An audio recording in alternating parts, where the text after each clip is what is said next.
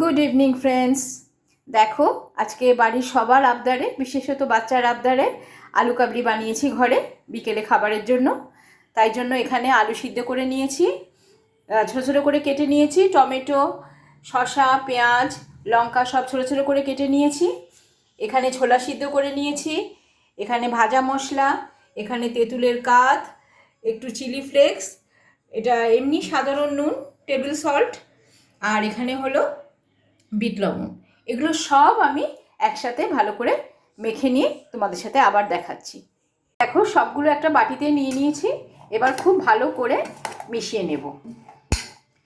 এরকমভাবে আলু কাবলি বানালে বাচ্চাদের পেটও ভরে, আর বাইরের আলু কাবলি থেকে তো এটা অনেক ভালো, অনেক স্বাস্থ্যসম্মত। দেখো, বাচ্চার জন্য আমি একটা বাটিতে বেড়ে নিয়েছি। আমার বাচ্চা খুব ভালো খাবে।